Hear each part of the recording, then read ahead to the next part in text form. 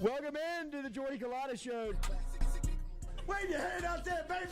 Shout out to the show. She puts the pinky into the nostril. Man, look at that. Healthy competition, there's nothing like it. Y'all grow up. The line's wrapped around the stadium. Different strengths. I just lost a tooth. It's going to be fun. You know, we might have a story. I love what you're doing. Ogeron wants to take us fishing this afternoon. Sharif, you play for the bad boys of the SEC, man. We don't apologize to anybody. A lot of people are saying you're going to be wearing number 7. I don't really know. I want to. See, look crazy, Bill. Good feet on the old man. Definitely come back.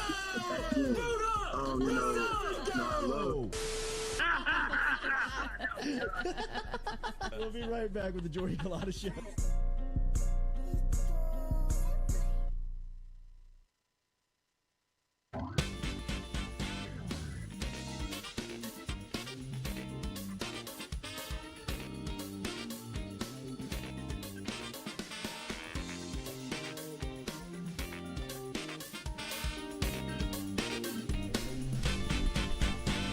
Welcome into a Thursday edition of the Jordy Culotta Show. As always, built by our friends over at RMB Builders. Get in touch with Rhett Bourgeois. You can build your custom home, your dream home today. They're on Instagram. Check out Rhett Bourgeois and RMB Builders. Our phone line is brought to you by Metropolitan Health Group. Real Doctors, Real Solutions. Charlie Harvey and Jason Ramazan over at Metropolitan Health Group. Check them out over there, as it's easy to find them. We will talk to Chris Blair coming up here in the second hour. LSU will host Arkansas. Looks like weather's going to be messing with these start times, and they may have to do a little doubleheader here on one of the days to squeeze all these games in. But we'll talk about it coming up here on the Jordy Culotta Show. LSU football back out on the practice field. A couple of high-end recruits out there, including a top 3 tight end in the country from right here in South Louisiana. We'll tell you all about that coming up before we get out of here this morning. LSU men's basketball's got some guys entering the transfer portal. Angel Reese inks an NIL deal as the tournament is moving into the second weekend, with LSU going to take on Utah. And then some sad news, some scary news around a Louisiana native, a New Orleans native and former LSU Tiger in Foster Moreau, who was in town for a free agency visit with the New Orleans Saints, where they found something much deeper than a football injury. We'll tell you about that coming up here as the Jordy Culotta Show will roll on. Make sure you hit that like button, the share button, the comment button if you don't mind. We'll be with you here until after 8 o'clock this morning, and we appreciate you being involved here with us on this Thursday morning. As we said, Chris Blair, voice of the Tigers, will be here. Lloyd is here. Stewie is here. Carpool Queen will be through here at some point at see what the traffic is like this morning. But we'll start here. We'll get to all of this news. And Zion Williamson's been cleared for another tattoo on the floor activities. What that means in a timeline, it should take 2 weeks, they say, before his next evaluation will be on us. But Zion is at least cleared in another part of the process here to get him moving. All right, let's start here with Foster Moreau, as Moreau was in town. 25 years old. Yesterday, it was announced that Foster Moreau has been diagnosed with Hodgkin lymphoma and is going to step away from football. Stu, you want to kill that music? Yesterday, he was in town, and the Saints staff is now kind of building a reputation of being able to catch this stuff. If you remember, Philadelphia Eagles long snapper John Dorenbos was in town on a free agent visit back in 2017, where the Saints staff found a aortic aneurysm in Dorenbos, and he was diagnosed and had to step away from football after the physical that the Saints had run on him. Yesterday, a similar story happens with Foster Moreau. Moreau visited with the Saints. He also visited with the Cincinnati Bengals last week, a part of the free agency process. And yesterday, after meeting with the Saints medical staff and getting some tests back, Foster Moreau tweeted out Through somewhat of a miraculous process, this free agency period has been life-changing for me. During a routine physical conducted by the Saints medical team down in New Orleans, I've come to learn that I have Hodgkin's lymphoma and will be stepping away from football at this time to fight a new opponent, cancer. I'm grateful for the support and thankful for the people who have stood firm with me. There hasn't been a single step I've taken without hundreds of people lighting the path before me, and I will continue to seek their guidance.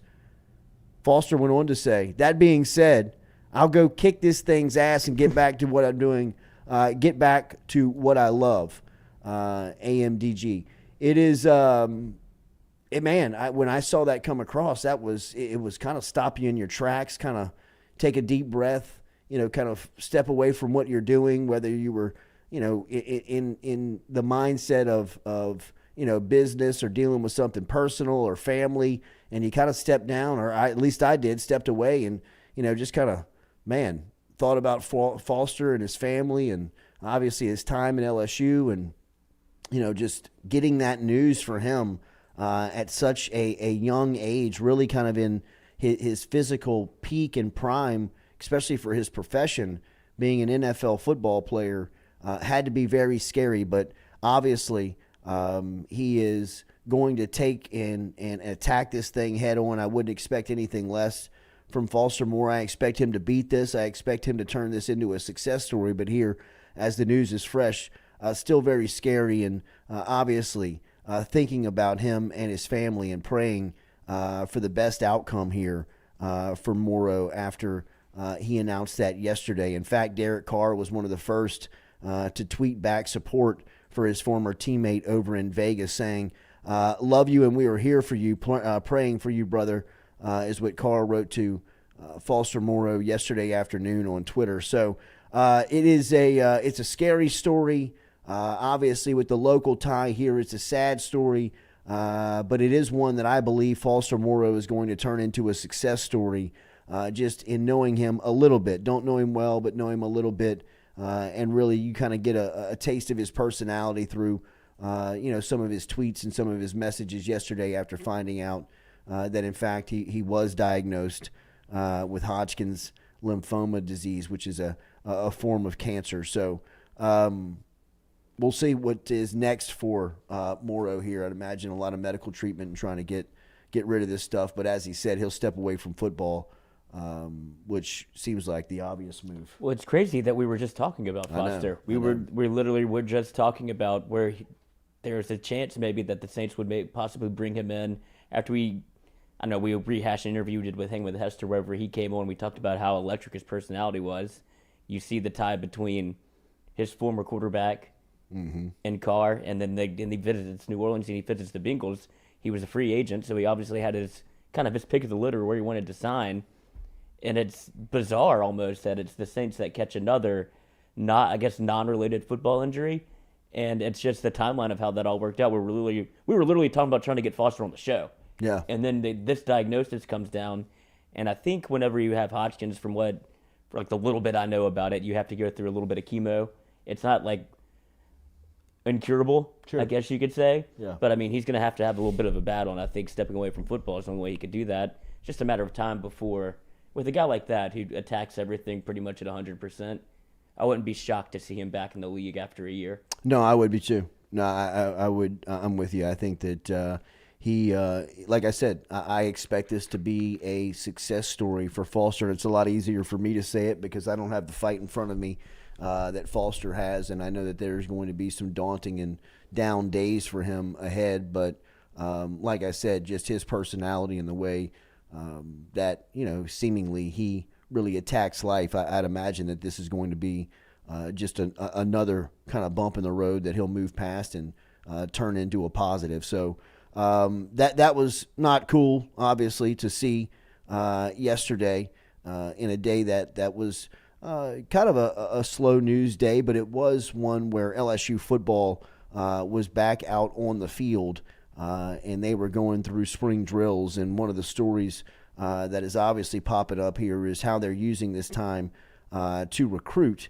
And they did have some firepower in town, including Tradez Green, who, if you've not seen Green up close, he looks like an NBA basketball player. I mean, he's built like a pro already. I mean, he's like 6'7" and a half. He's over 220 pounds. I mean, he does a lot of the the vital stuff, the testing stuff, the things that can wow you. He does very, very well. I mean, he jumps, he can run, he can catch, he can do all the things that you look for. Obviously, and him being a high-end basketball player like he's been growing up has really translated to football really well. He's the number 2 tight end in the country, and he's right out of Clinton in East Feliciana. He's right there in Clinton, just about 40 minutes from the LSU football facility. So he was in town yesterday. He was going through and checking out spring practice.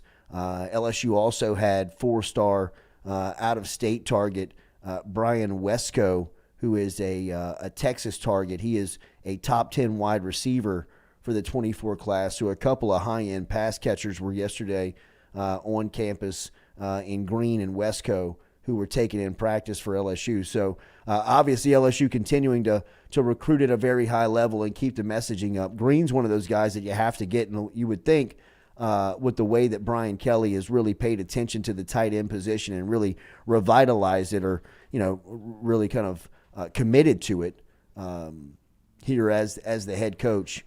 I would imagine that Green is atop of Kelly's board. He's the number 1 player in the state in a lot of services. He's the top player in the state. A lot of people recognize him as one of the top athletes in this cycle. Being that he is in LSU's backyard, you would think gives them, an advantage. He's coming out of the same high school that Kendall Beckwith went to. He's from the same area as Kendall Beckwith, and if you remember the recruitment of, the recruitment of Beckwith, Kendall was a high-end recruit that, it came down to LSU, Alabama. But at the end of it, the way that Frank Wilson and John Chavis and that crew really won out the recruiting battle was, just playing hometown, home card. Kendall Beckwith's a country boy. He was more in love with his horses than he was with football. Green is a lot like that. He's a country kid. He is, down home. He's grown up in LSU's backyard. And, not to say that this should be an easy recruitment for LSU, but they got a lot of built-in advantages here in hoping to be able to nail him down, to be able to get him and commit pretty early. If you can get, one of the high-end top 2-3 players in the cycle, especially in-state, each year to recruit or to commit to you fairly early, gives you a really big, obviously, advantage in just going out there and having a nucleus already set within the class. LSU will continue to recruit, but on the field, obviously, yesterday, a lot of the same stuff, man. When you look at LSU, a lot of the stories aren't going to change, barring everybody stays healthy, there's really nothing to take away after you've seen everybody. It's just really kind of reporting on new faces, new numbers, people that may be at new positions. But, other than that, there's not a lot that goes into taking away stuff from these practices every day to bring you, some type of new information. Did it feel like you got more information last year from the practices? Or was it just because it was so new? Yeah, I think it was more new. It was so open. There was more extended time. There was more opportunity to kind of learn what they were trying to do. Now you've got an idea of what they've built up to this point, and now how they're trying to refine that, how they're just trying to, really grow on that. I think, some of the numbers that Kelly gave, earlier this week are, testimonies to, just exactly what's going on. They're improving. They're getting deeper. They're getting stronger. They're getting faster. Some of those analytics that Kelly was reading back earlier on, the speed and the strength at this point compared to where they were last season, it's a 9-to-1 ratio. They've got 9 guys that are running over, a certain miles per hour where they only had 1 at that rate last year at this time. It's a process. It's about being able to build the depth and get the guys and continue to recruit, and once they get here, develop them. So it's happening. It's all going down over there at the LSU football facility, and you see that. That's one of the takeaways that you are able to see from a day in, day out. Absolutely. That it's a machine. It kind of runs itself in the sense of now all of the what is the standards, the processes are put in place, and now people are just kind of following orders. LSU football will continue to do this up to the next couple of weeks as spring practice is in the middle of it, and continuing to move along here. Is Denver Harris out there? Oh, yeah. Okay. Oh, yeah. That's what I'm saying, because there was a little bit of a clip with Brian Kelly where he talked about the only reason that they brought him in or feel like they could have brought him in is because of the culture here and how quickly it's changed. And so I'd imagine that spills over from whether it be every other day to what he's probably feeling right now in spring practice, to where it's like get with it or get lost, in a sense, to where I'm sure they have extra eyes on him to make sure he's fitting in with the culture. But I guess my bigger takeaway is how quickly that it changed at LSU. Yeah. For them to believe in it that much that they feel that comfortable and confident in what they've built that they'll take in a Denver Harris, because that's obviously what he needed, and it fills a position of need for you. I think that Denver Harris, like we talked about with, like we were talking about with Foster Morrow having a real, opportunity to turn this into a success story from a health and just a physical standpoint, which I expect him to do. Same could be said for what I think on Denver Harris and his LSU experience. I think, Denver Harris needed LSU football. Mm-hmm. LSU football really needed Denver Harris. Kind of at this point, obviously they needed him on the field. Everybody needed him on the field, but really to be an example of the system, mm-hmm. be an example of the process. I think Denver Harris 2 years from now is almost a poster child for Brian Kelly of this is what we're trying to do, right? We're trying to take somebody who may be a little confused or, had some trouble somewhere else or came from trouble but gets into the program, and 3 years later you're a starter, you've got accolades, hopefully you've got some types of team accomplishments, and then you're a first round pick. That is ideally what he would love to be able to recruit, sell, package up, and say, hey, look at Denver Harris, how much can you relate to this? There's a lot of people out there that look at Harris and say, hey, if I was given all that money and I was given a car and, doing all this stuff, freedom, and didn't have as many rules as I probably needed at that time in my life, how wild would I run? And I think, Harris tested the limits, but it really, at the end of it, he really wants structure. He wants to be accountable.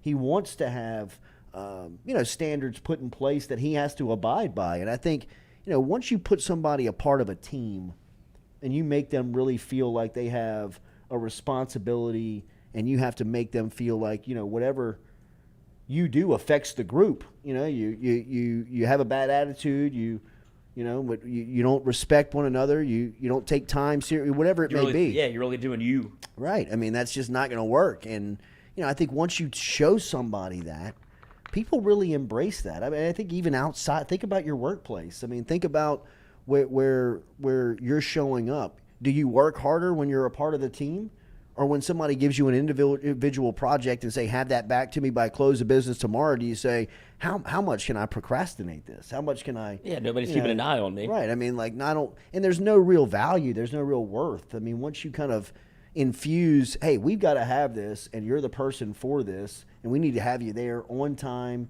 doing this to make sure that when it gets game time, we're taking care of what we're supposed to be doing. Yeah, I really think that people respond to that. And Denver Harris, from all accounts, up to this point, has really embraced that.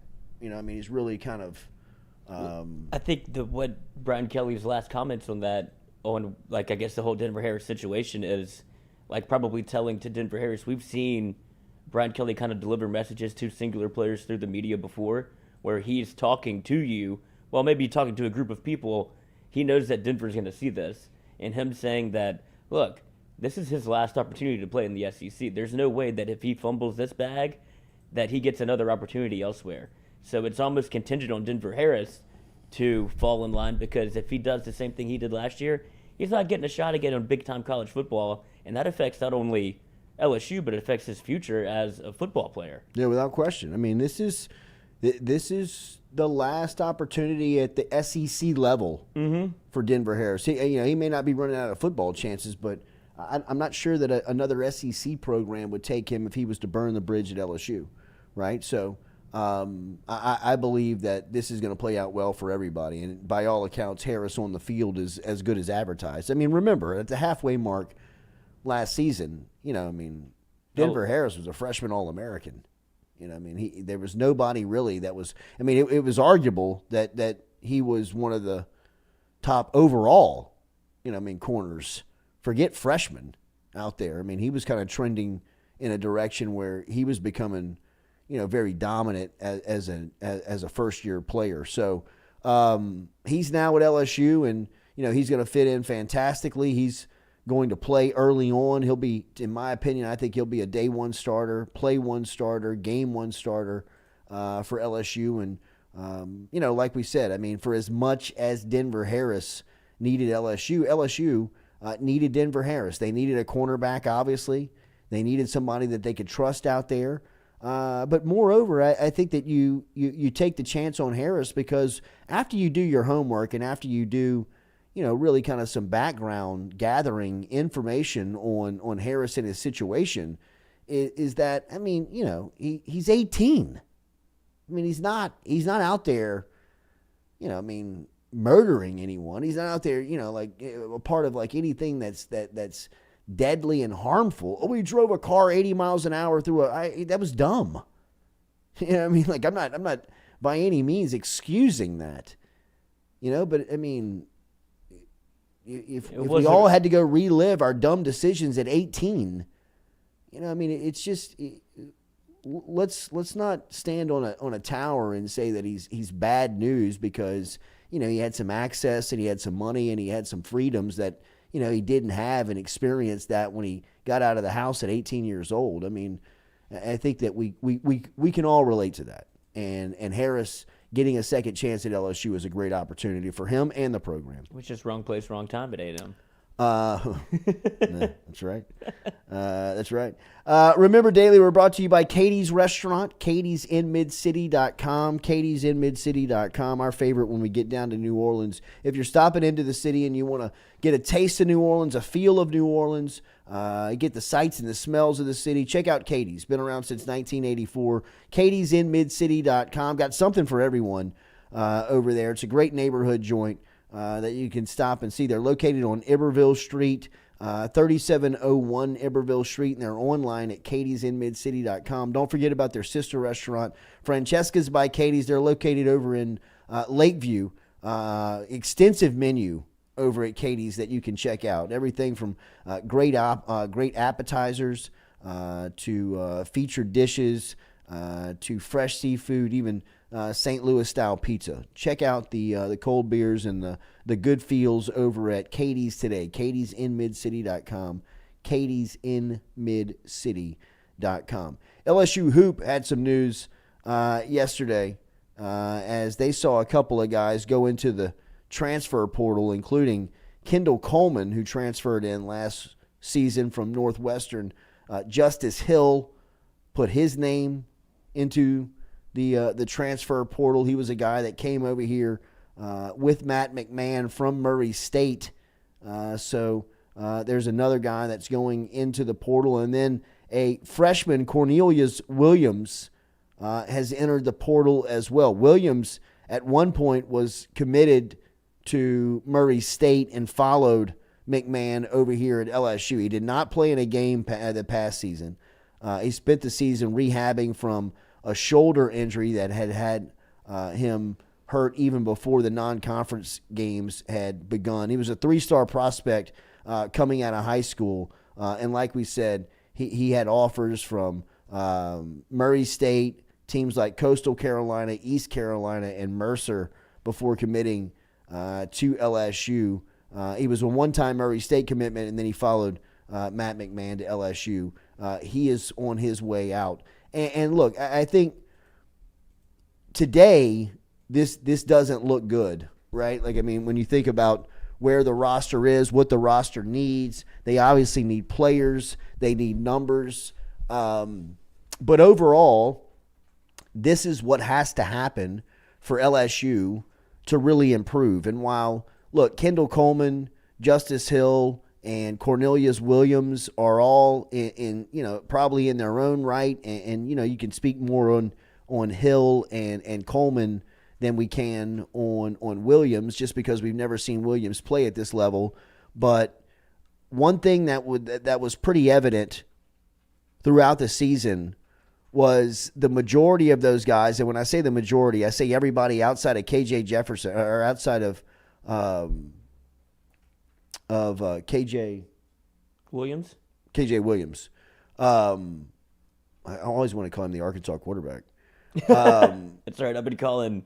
I get Bryce Young and Caleb Williams mixed up literally every time I talk about it. I would just call him Caleb Young, which would be a hell of a football player. It would. Once you get one that you mess up in your head, I'm cooked after that. Yeah, right. No, it's been hell for me. But KJ Williams. Jefferson. Got me. Outside of him, I mean, really, the mid-major players that transferred into LSU, say this as respectful as possible, they just couldn't cut it. They couldn't compete at this level for the sustained amount of time that it took to be, a good basketball team. And this morning, like I said, it may not hit, as you may think, wow, they're losing players right now. But, quite honestly, if we're being really, really transparent about the situation, I mean, you've got to get addition by subtraction at this point. I mean, you've got to lose a lot of guys. You got to go tell a lot of guys. I mean, these meetings that Matt McMahon and his staff are having right now are really tough. These are really hard meetings in the sense of, you got to tell somebody that they're not coming back, they just can't cut it, or that they should probably go somewhere else, or that they're going to need that scholarship back. So I think that is these are the days of the tough conversations that men's basketball programs, college programs are having, all over the country, on teams that are and programs that are trying to improve, trying to get better.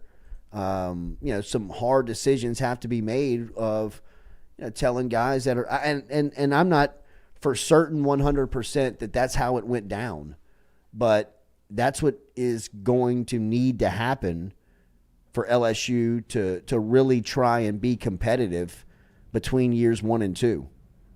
Because, in year one, while it was an incredible effort of putting the roster together and getting those guys on campus and getting them, coached up and bought in for a season, it was obvious. You couldn't really.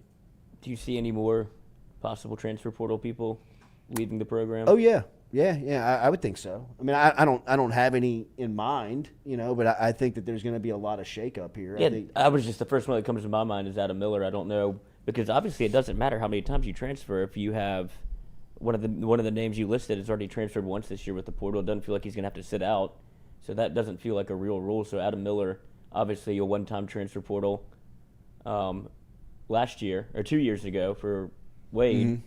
So I guess there wouldn't be anything stopping him from being able to look around. But at this point, I don't know, because when he came here, right, this is not the version of Adam Miller we thought we were going to get. We thought you were getting a bona fide scorer, what he did for Team USA before the injury, all of those things. I think you thought you were getting a kind of a bona fide one. And now, I don't know if this is a Matt McMahon, like I don't play well, like this system isn't the one I signed up for, or it's let me run it back one more year because I wasn't fully convinced I was healthy. Yeah, it wasn't, look, it definitely wasn't on both sides. I think from Adam Miller's standpoint, coming off of an injury like he sustained that took away a lot of what he does well. Matt or Adam Miller he's a first step guy. Mm-hmm. You know, I mean, he's a quick first step guy. And he's got some bounce to him when he plays around the rim. You know, I think that there was a time period where he was trying to find that. I also think that, you know, later in the season they really found a role for him as a shooter. That started to feel a little bit more comfortable for him personally. So whether or not they can sell that to him of, you know, that's more of who they want him to be and how they'll design the scheme in the offense to flow, you know, may make sense to Adam Miller. But, you know, I do believe that how they were asking him and what the role that he was being asked to play early in the year just was very clunky. It was just not, you know, but look, I understand why LSU was doing it. They were doing it out of desperation. They just didn't have anybody else. You know what I mean? There was nobody else to choose from. Yeah. You know what I mean? At that point, I mean, the roster just looked so different and the skill sets were you know, they weren't what they needed to be to run that type of scheme. So you had to ask guys to do things that were outside of their comfort zone. And I think Miller was a very obvious choice for stuff like that, just because of, you know, how skilled he was. I mean, I know that people bang on Miller for how he shot the ball this season, and at times he deserved a lot of criticism. But, you know, I mean, he gave LSU a little bit of something that they couldn't find anywhere else.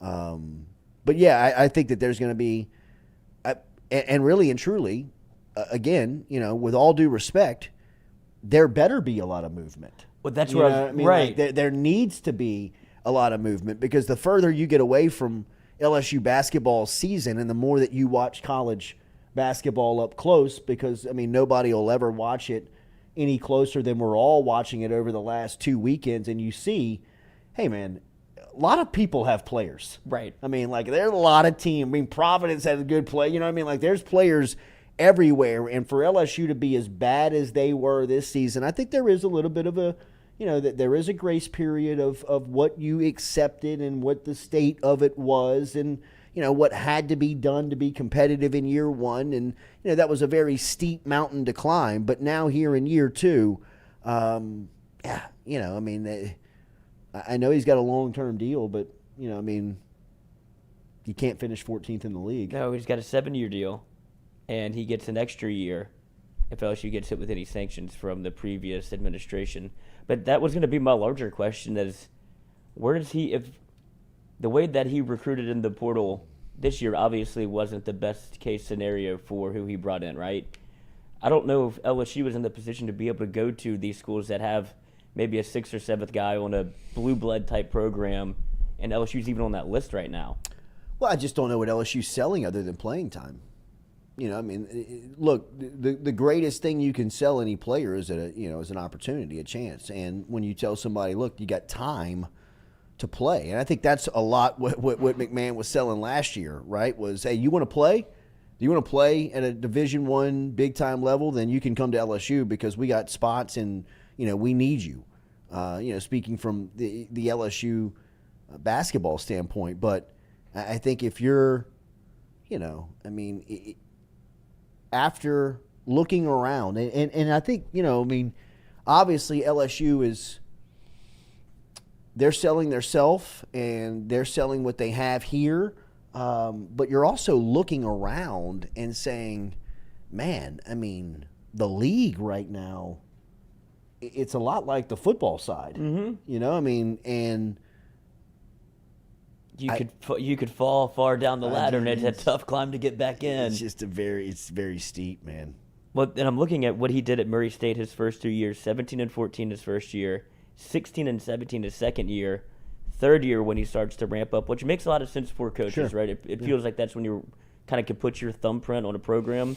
He goes 26-6, 28-5, 23-9, has a clunker at 13-13, then bounces back with 31-3. So if you're an LSU fan, or if you're an LSU fan of basketball that feels like you're checked out, I guess you shouldn't be, because he has a resume in which I feel like Scott Woodward saw something in him and a reason to bring him in. LSU's problems around the basketball program withstanding, it still feels like you got somebody that has a proven track record of being able to coach. Just might take you a couple of times. He has 3 NCAA tournament appearances. There's no reason to believe he can't turn this around at a program like LSU whenever he had success at Murray State. Well, contract prices has really taken the patience out of sports for a lot of people, right? Specifically fan bases and administrators. There's a lot of looking at the bottom line. Now, this LSU basketball Matt McMahon situation is different, right? Rarely do you see people get 7-year deals. Rarely do you see the language that Matt McMahon has inside his contract where, there's a lot of things that could affect how much money he really makes or how much, he is expected to win. We have said time and time again that if the NCAA had anything to report, if there was anything to say on LSU's basketball program, they would have said that. They look at the Miami situation. I know that I brought this up, and I don't mean to beat a dead horse, but the Miami Hurricane women's basketball situation is the best one that we can point to. I mean, the Cavender twins were caught up in an NIL recruiting deal where when they went down to South Beach on their visit, they ate dinner with John Ruiz, who was a big booster for the university, and took a picture and tweeted it out, and something about that was illegal. The NCAA got the picture, got the facts, reported the case, came out, penalized Miami, and moved on.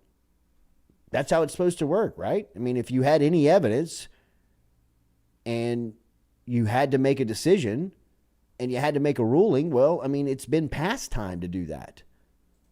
So, the silence really says if there's nothing there, you're good, right? I mean, if you had something to say, you'd have said it. I mean, even if you're saying like, hey, we've got all of our facts in order and we will let you know at this date when we're going or what we're going to rule. I mean, there's not even been any of that. So, I mean, you can really, that language in the contract kind of neutralizes itself, it feels like. Because, the further you get away from this stuff, the more and more it feels like nothing's going to happen to the program. Nothing's going to happen to Wade. So you're safe there. But then, you start to wonder, what are you really selling if you're LSU basketball? I mean, to me, the saving grace of Matt McMahon of being able to upgrade facilities, weight rooms, and coaches' offices is Kim Mulkey. Yeah. I mean, like that is... If I'm Matt McMahon, I'm her best friend. And just kind of riding coattails thinking, hey, look, whatever you want to get, just make sure the men's side is included too. You want to upgrade the practice facility? You want to get the PMAC done? You want to upgrade the locker rooms and the weight rooms and the coaches' offices? I'm all in. Just make sure we get some too, because if I got to go up there by myself, speaking from McMahon's standpoint, and ask for money, resources, and facilities, they're going to laugh me out of the building. And not because of who he is and the record in his first year. It's just because I think that's the pecking order of the building. I just think that's kind of how it falls in line. Football's eaten a lot. Nobody's hungry in football. Baseball's obviously made some inroads where they can dip in and dip out of an NIL pool.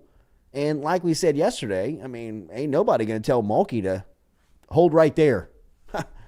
That's not happening. Don't go get Angel Reese. Yeah, right. I mean, that's just not going to happen. So, at what point do you start battling over the scraps if you're Beth Tarina and Matt McMahon? Because that's the pecking order, it feels like, right? You go football, baseball, women's basketball. I would say, maybe women's basketball over baseball. Or just time of the year, really. 2A, 2B. Yeah. Well, I only bring that up because they were all brought in at the same time. So that's, when you look at the building, I mean, that's your quote-unquote, I guess you would say, like your competition or who you're going to be compared to because of the accelerated timeline that was set for you by the other coaches that were brought in. And I don't want to say similar situations, but everything wasn't honky-dory at LSU football. And then LSU women's basketball was obviously in the dumper, and so they were able to turn it around so quickly that it kind of does make Matt McMahon probably feel a little extra pressure because, like, if they're doing it, why can't I do it? Mm-hmm. And it's just a matter of it. The tough thing for him is if once you become like out of sight, out of mind Yes. in Baton Rouge, Oh, well. that's the hardest part. Specifically in basketball. Yes. I mean, They'll always care about football. Think about the crusade that Wade was on to get basketball relevant. Even when he felt like he had gotten it there, he was still fighting to stay, pressing the like gas. keeping it there. I mean, it's such a small region of the whole chart. You know what I mean? Right. Like you just got to fight to get your scraps. And I mean, just when you felt like you were starting to get some respect and a seat at the table, you get kicked out and thrown way back down to the kids' bottom, table. man. I mean, it's way, you're back in the gutter. I mean, you're still trying to find your way. And how do you get players? I mean, like that's what some of the things that you're asking. Like, what are we gonna do? Right. You know what I mean? Like, who's available? yeah. Who wants to come here? How That's do what you have to ask. How do you fill this roster? All right, we'll talk more about that here coming up in the second hour. We're going to take a real quick break. The Carpool Queen just walked in. We'll reset our set, and we'll continue our conversation. Don't forget, 30 minutes from right now, Chris Blair will be here. We'll talk to the voice about a big weekend ahead. Arkansas in town. They're going to have to navigate this weather. When did that happen? Is this a new report? I think it kind of came up here earlier this week where it was creeping on the weekend, and now it's coming here to wreck shop. It's been so nice. Yeah. There's a lot of voices happening right now. We're going to get everybody together. We'll be right back on the Jordy Culotta Show, built by RMB Builders. Steve.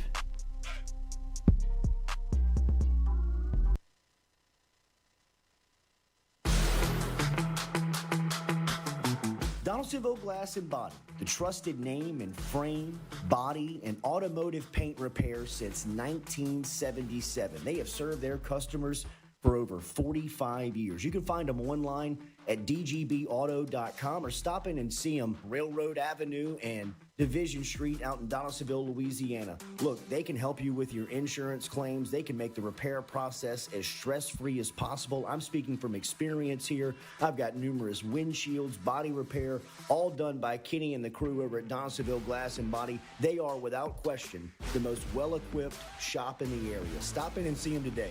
Shop them online, dgbauto.com, or stop in and see the crew over in Division Street in Donaldsonville, Louisiana. Donaldsonville Glass and Body.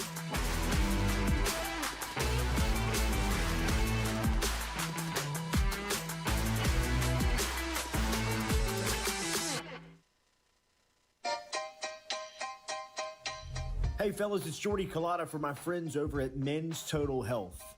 Guys, do you suffer from fatigue, decreased libido, erectile dysfunction, weight gain or loss of muscle mass, signs of depression, anxiety, hair loss, mental fog, general loss of interest? Then you might be suffering from low testosterone. Go see my friend Mike Roach and his great team over at Men's Total Health over in Metairie at menstotalhealth.net online. And stop in and see how they can change your life today. A simple shot and some knowledge from Mike Roach can get you back up, moving with your energy, get your sex drive back, build your muscle mass, make you feel young again. All online, menstotalhealth.net.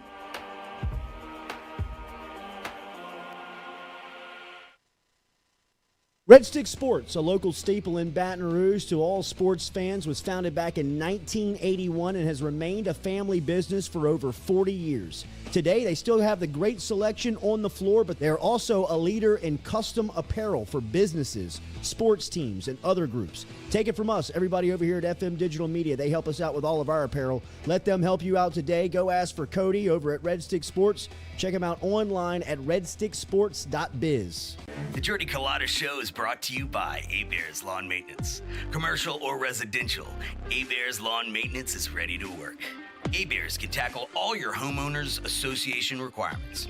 Call Blake at 225-485-8022. A-Bears Lawn Maintenance.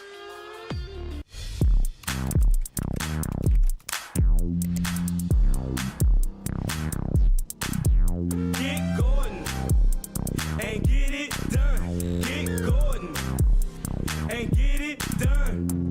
Corrects done. Personal injury done. Workers' comp done. Truck wrecks done. Get Gordon and get it done. Get Gordon and get it done.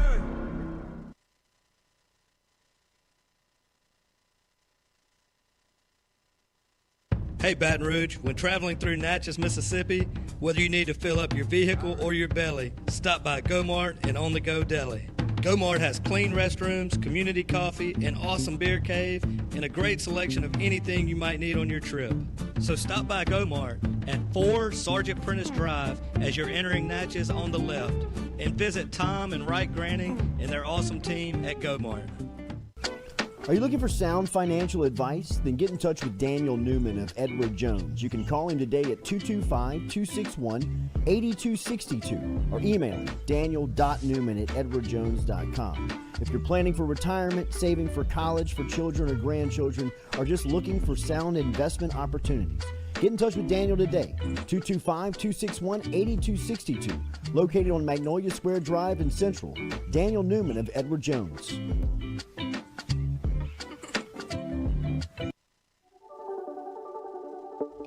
Don't let the name fool you. Men's Total Health has offerings for the ladies, too. Guys, is your wife or partner suffering from urinary incontinence, low sexual desire, or pain during sex? Then the O-Shot might be for her. Don't let it scare you. It's totally natural. It's PRP. And Mike Roach and the crew at Men's Total Health will make you as comfortable as you can be. Contact me for more information, Katie at JordyCulottaShow.com, and I'm happy to tell you everything that Men's Total Health has to offer for the ladies.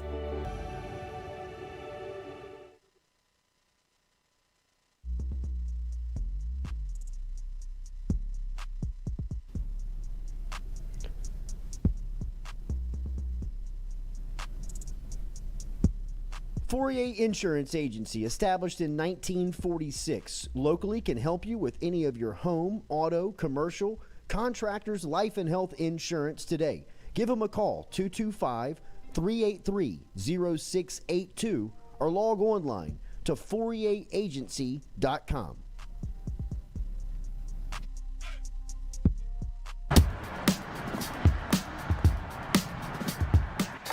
Hey, she's on her way up.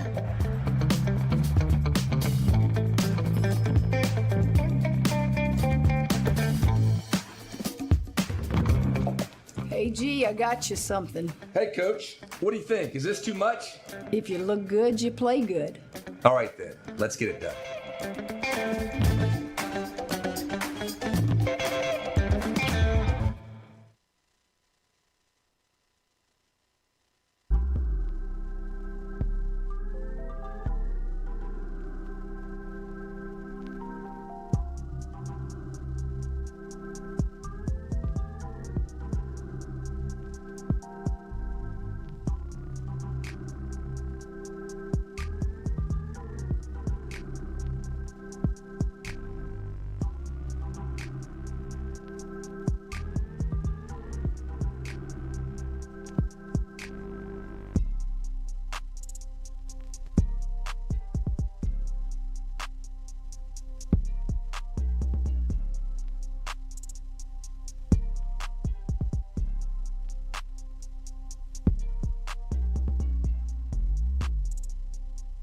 Welcome back here to the Jordy Culotta Show, built by our friends over at RMB Builders, Rhett Bourgeois. Remember to hit our guy up on Instagram, as you can find all of his work over there.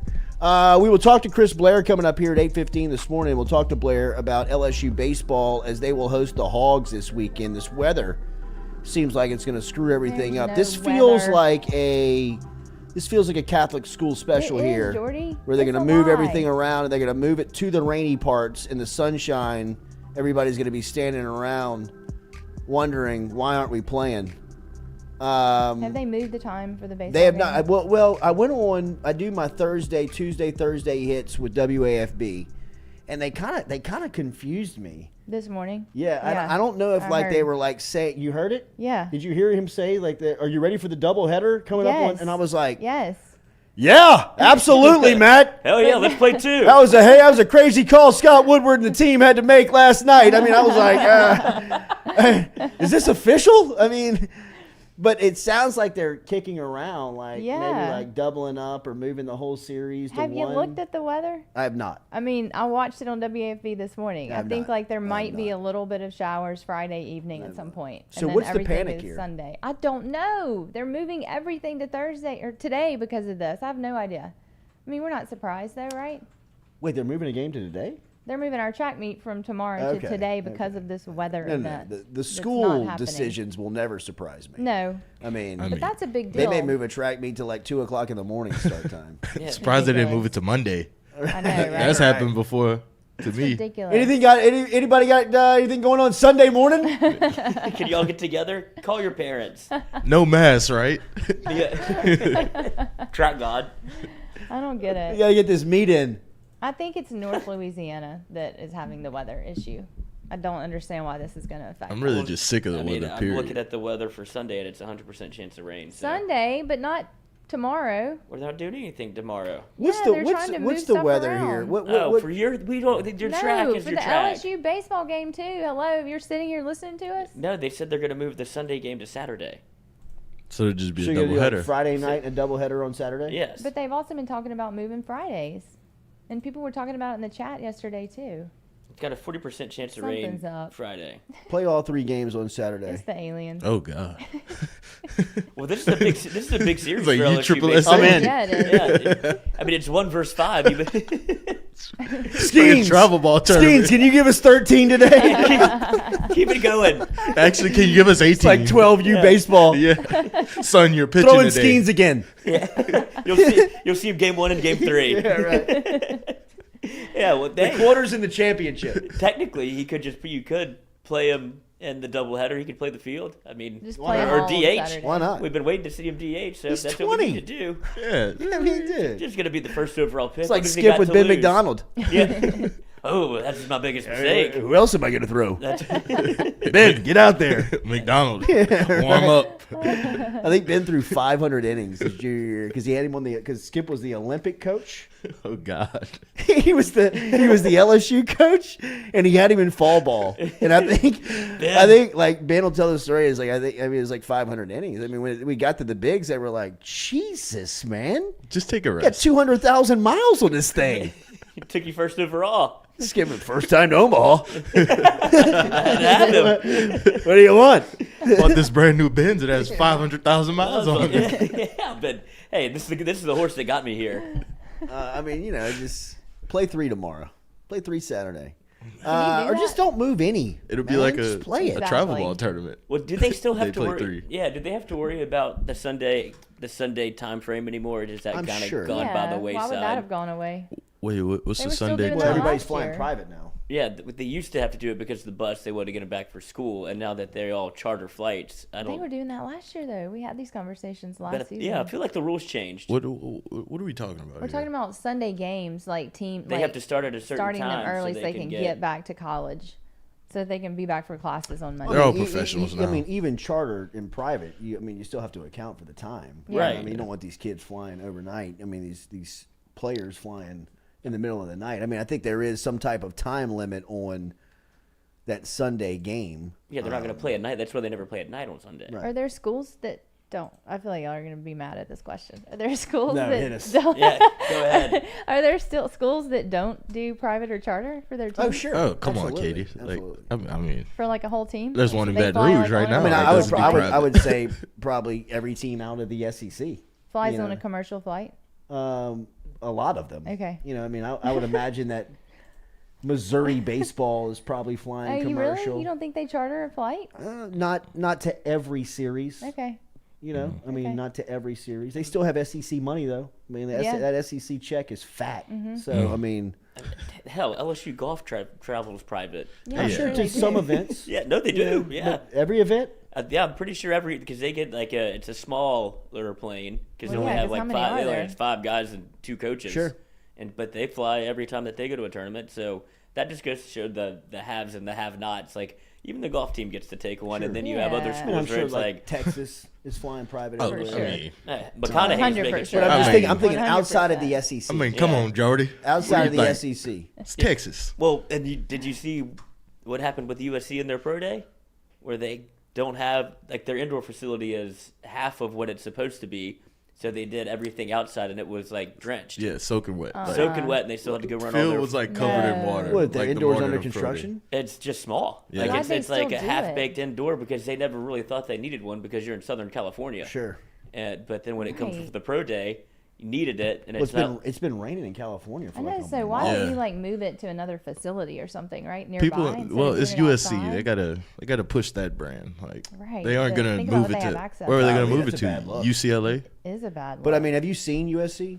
I mean, have you ever seen the campus? yeah, I it's- mean, I've it is never in the middle of the city. Yeah. I mean, there's Yeah. really you're kind of landlocked. Yeah. I mean, from a standpoint of you can't really go anywhere else. Yeah. I mean, it is in the middle of Los Angeles, like kind of downtown LA. Right. You know, I mean, it's behind like a 12-foot security wall. I'm sure. Yeah. I mean, the whole campus is interlocked. Just like helipads. It looks like a around prison. it. Kind I was going to say, I mean, it feels a lot kinda like does. like the Longest Yard, whatever. You're kind of locked in there. Yeah, the police have that nice outdoor practice facility, and Yeah. everything else is, well, Just not as nice. dirt and grass. Yeah, y'all get to practice here. Why is it like that? Because UCLA's campus isn't like that. I mean, Because UCLA is outside of the city Yeah. in Westwood. yeah. And I mean, you know, So it's just more dangerous. Where Yeah, I was gonna you say- think? Yeah. It's in downtown LA. Yeah. Westwood's a little nicer than Yeah, downtown You LA. know, Westwood is, I mean, Westwood. Beverly Hills. Yeah. You know, I mean, there's a lot of. It's just a different. Yeah. Pull that G wagon up over there. Yeah. Park it for me. I Actually. mean, not to say that USC. I mean, Dr. Dre is a huge, alumni of USC. I mean, Right. USC's got money. Well, USC's the They richest just don't kids, have richer than UCLA kids. They just don't have the campus. You know what I mean? UCLA's campus. It's great. If you went to college just off of a campus alone, I would Yeah. probably put UCLA in the top 3. It's such a cool campus. Pepperdine, which is just right up the road. I've never seen that Oh one. my God! If you hit a home run in Pepperdine's baseball field, it goes into the Pacific Ocean. That's I awesome. mean, it is. That's so. It is cool. one of the finest campuses you've ever. It's in Malibu. Yeah. You know, what I mean, like it's What a life. I know, right? on a hill in Malibu. Yeah. How cool is that? I mean, it's like wow. Oh, and you have all of the celebrities for the kids that they try to send their kids to USC, and they have to forge all these scholarships. They're like, Full House oh, they've been people. row and crew in high school, and like they're on the crew team, and it's like we don't even have a crew team. Like, oh, well. Sorry, you got one I had now. to get my kid into USC somehow because they're going to go to film school. What a scandal. I'll pay for that crew team. Yeah, we did. Who was that? She had That to go was to the Full jail. House mom. Yeah. Yeah, it was or the Full Becky. House. Aunt Becky. Yeah, Becky. Yeah. And Becky wanted her kid in Aunt school. Becky. And someone else did it too with her, right? Yeah, With it was somebody another else famous. couple. Uh-huh. Well, her husband. Well, yeah, but He there was took another. he took the fall. Yeah, Oh. he did. She was like, "What do you want me to go to jail?" Exactly. Aunt Becky can't go to jail. I'm not trying to go to the big house. bailed I'm you on out, Full you House. bum. Yeah, you take a fall for Go this do one. your 10 months. Yeah. Quietly. Yeah, this is when you get that stay-at-home dad. Yeah, Oh, right. that was You didn't so- want to work? This is what you have to do. That was tough. Oh, Did you go to jail though?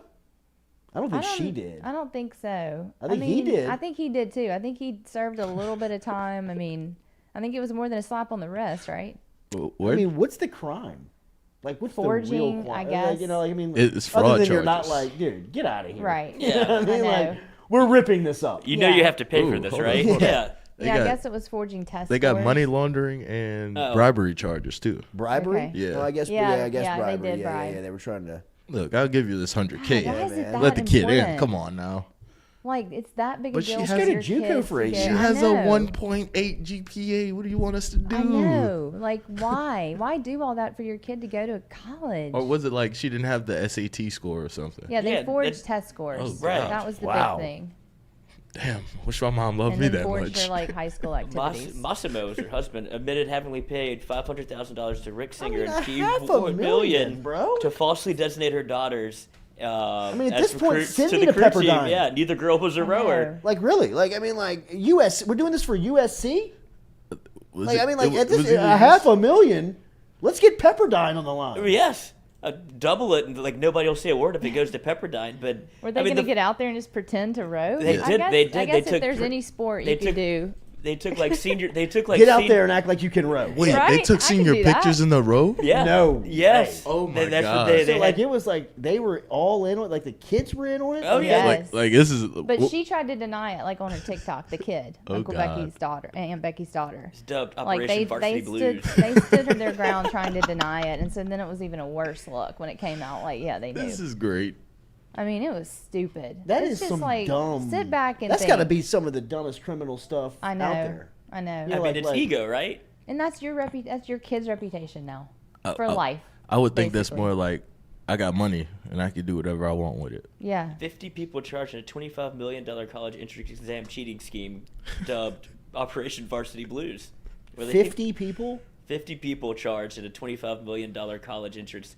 It's either the kids wanted to go there real bad and they're, or I'll do whatever for my kid, you know? Sure, which I get, man. Look, Yeah. I've been in some situations where I'm like, dude, Dad, stop. You know, like, Jordy, stop, Yeah. bro. Like, Like, this is not good for this is good for you or the kid. Yes. You know, like, stop. You know, like, Mama he'll bear be is there. everything. You know, like, We're but I mean, played 8 games today. this, dude, like, I mean, at $500,000, what are we doing? I know. What do we do? Like, For I mean, what? if I'm paying $500,000 for a bribe, I mean, it's like going to USC. Exactly. You know what I mean? Like, Exactly. No. Jail. I mean, I'm trying to get my kid on the board at USC Exactly. for $500,000. Right?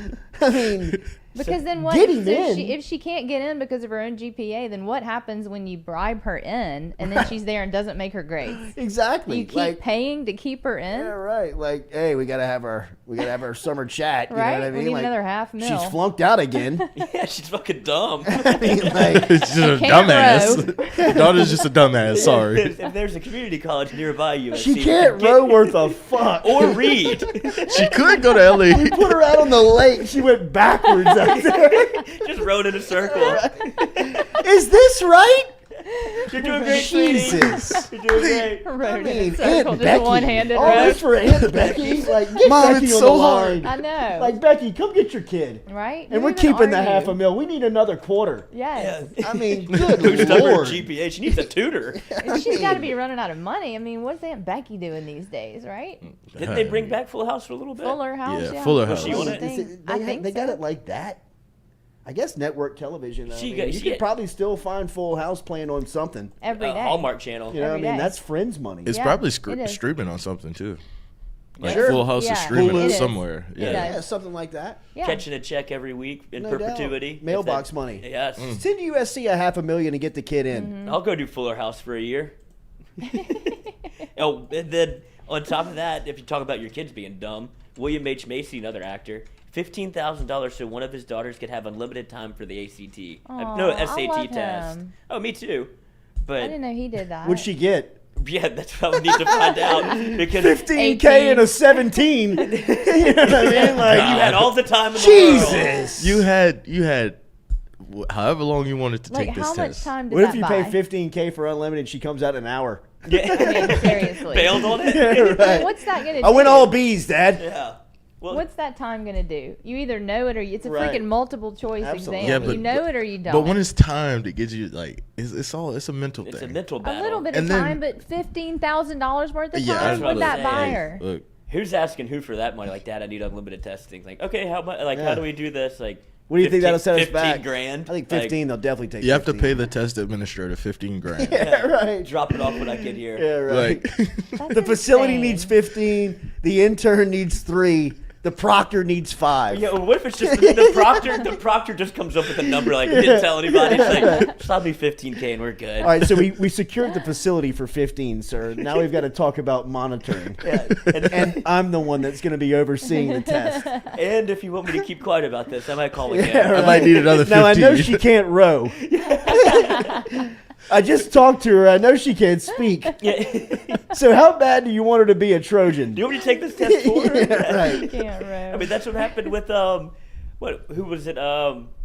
Derek Rose. He got popped for having somebody else take the ACT Oh for boy, him. that in those times that was happening every. Oh, it was Yeah. rampant. That was happening by the hundreds every Saturday. Yeah, because you just had to flash an ID Oh, and it could be a dude. fake ID. There It were was more easy. nerds named Marcus Camby and Derek Rose, and I mean even guys like Tack Minor. You know what I mean? Like there was no, there was no. People weren't saying. You know, what I mean, there You was don't no, look like a Tack. cutoff. Everybody was.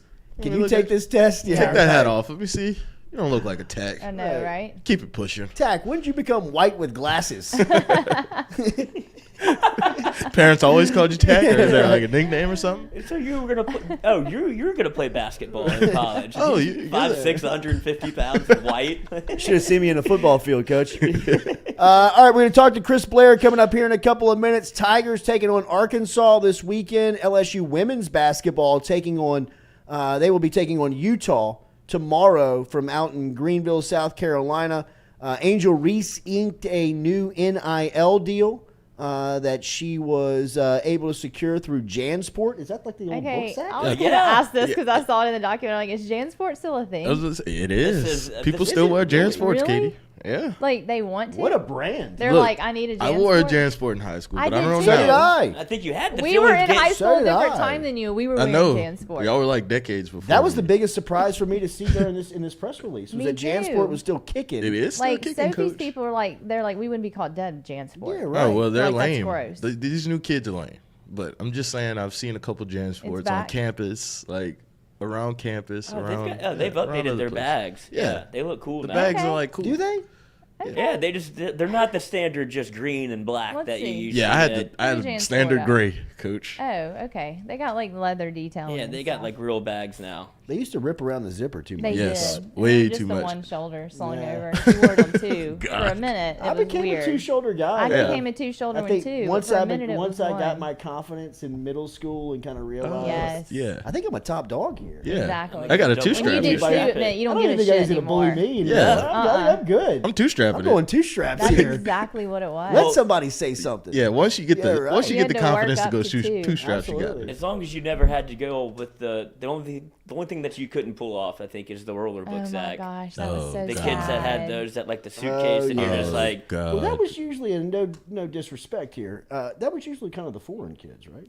I would say Yes, just like or the like little- kind of a disabled situation Yeah. too. No, like if they no. needed it. Yeah, No, yeah, the yeah. Yes. smart kids. Yeah. that I were thought it like, was Yeah, we really did kinda have a like couple- The smarter, like really kind Totally of like with all the books. like they were like locked. Yeah, that's packing why. a calculator But in there were fourth a grade. couple Like, that- whoa, Like, bro, bro. let me see These- that thing. Yeah, these are the kids that are like in AP classes. You're like, why do you have so many books? Like, do I need to have some of these books? Like, no, you don't have to worry about like getting note cards everywhere. Like, I didn't even use my locker, so that's why I two strapped it. I was like, this shit's heavy. I'm not going to my locker. And once you two strap it, it's over. You're in. Yeah, right. I can't go back. Yeah. Do you remember the old school like Crossbody? Yeah, Yeah. the one strap. Oh. That was Yeah, a real satchel. status symbol. Yeah. Whenever you got those, that was my I thought the elementary weight school. distribution got a little funky at It was times. terrible, but it was cool. So It you had to was. sacrifice. I mean, you kind of it was on That's the why lower we all have back back at the problems. time. Yeah. Yeah. It's the freaking backpacks. sure. we You gotta carry go. around You gotta trying go. to be No cool. books in that type of bag. Hunter Hall, the rolling backpack is the scoliosis kid. Like, no doubt. I mean, he's been. That's what I'm saying. Like I knew a couple of people that kind of had a little bit of disability that had to do the rolling backpack. Oh wow. Yeah.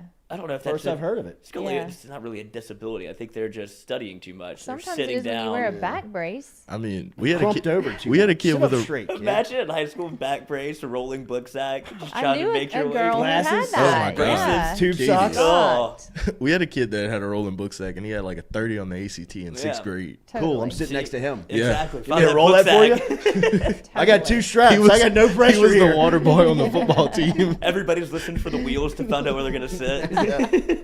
Craig, over here. That was that was I saved you a seat. Hey, I rode the bus with the kid for like 3 years. Right. If I needed anything, Tell Jacob, your best friend, come "Go see." get the Yeah. fuck out of here, dude. Scoliosis kids. that was the worst though in college. Whenever you would, obviously, if you procrastinated, you made a plan to sit next to somebody that had studied, Oh, yes. or like you had kind of like a network.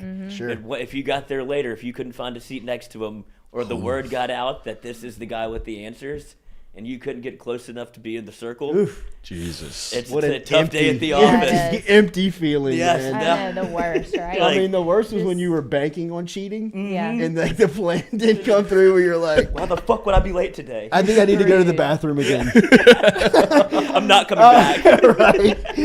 I got to go to the bathroom again. You got to pretend you're sick. Oh, Like, go up no to the doubt. professor I mean, and I'm like like- throw up on him. Can I come see you in the office Yeah. after this? Yeah. You're like, yeah, I Just guess. like that. Like, Yeah, I got right. some family stuff Yeah, going on. right. Anything. I mean, an Just aunt that I scrambling. never knew Yeah. existed has passed, and it is just Just happened. it is detrimental to us. And I was studied up, but there is no way I can do this I right mean, now. I can take it when I come back. I swear I'm ready. Yeah, I'll be ready when I They're get like, back. bring me the program from the funeral. Oh, Yeah, God. like, Oh, God, I got to like- get to copy and count you're- immediately. You're thinking like, no doubt, but like, there's another mountain I gotta climb, but I'll do it. I'll get this done. Like, yes, sir. I got you. I definitely will do that. You're putting Bible verses in that thing. Like, Oh, how my am I gonna God. pull this off? Grabbing their picture off Facebook Yes. in memoriam, their birth date, Survived by. 1965. You're Yeah. like, Becky going to hell. Culotta. Going to hell. Rest in peace. Have the years. What a Lord life. is my shepherd. What a life. God. Presided over by. You're reading in the funeral. Right. It's written in the program. You have to do a reading. You have to make Can't the miss trip. it. I was, I had to be there. I was reading at the funeral. I was reading. I had to read the 23rd Psalm. I was y'all. reading the eulogy out here. What are you talking about? Missed the next class just for like evidence. I was still grieving. Well, yeah. I mean, look at this Why'd you pamphlet. even show up? I mean, I don't even felt know. like obligated. I'm I just bet, yeah. riddled with grief. Are you around on Saturdays? This is the only thing that I could get away from it with. Right. Well, and that's the funniest part is that people, I feel like, probably the majority of this room, Katie was standing, would do that instead of actually studying. Like, oh, I can make a pamphlet, which is probably 10 times harder to do. It's like, oh, this work I'm locked in on. If it's an excuse, Give me a Google image on an Italian old lady real quick. How do I do the trifold pamphlet? Print out 50 of them. Google's black grandmas. Oh my God. Slide over. Hurry up. Kind of looks like me. Yeah. This will work. Oh my God. This is my grandma. What are you talking about? But I remember one time in college, I stayed up all night to make a fake doctor's excuse that had like a previous template of, but it had already been filled out. And I was like, if I copy the template exactly and copy your signature, I'll be good because this is all they need is the excuse. That took me probably 20 of 24 hours. When I was done, I was like, I should have just been studying this whole time. But I was like, now I have this in perpetuity. Hell of a criminal, though. Yeah, now I have this in perpetuity. I could be a criminal. Yeah, I don't know about school. Don't tempt me. Anybody looking for fraud? I did. I would cut them up and I would give them to people that needed them. They worked. Did you sell it? Yeah. Well, how They much? would, How much per slip? I didn't sell them because it was for my friends, like people in the fraternity. Then you could get what I didn't want it to get too Go big. see Lloyd. Yeah, because this is fraud. And Yeah, this will get you kicked out of school Forgery. rather quickly. This doctor, he does not know that he has this signature. Dr. Forgy, you passed out 55 medical excuses this week. You don't say, huh? But I was pulling images off the internet and feathering them in Photoshop, and I was like, I'm sure you're pretty good at this. Man. It worked. Got away with it. Yeah. Chris Blair, The Voice, coming up next here on the Jordy Culotta Show. Yes. Forging documents.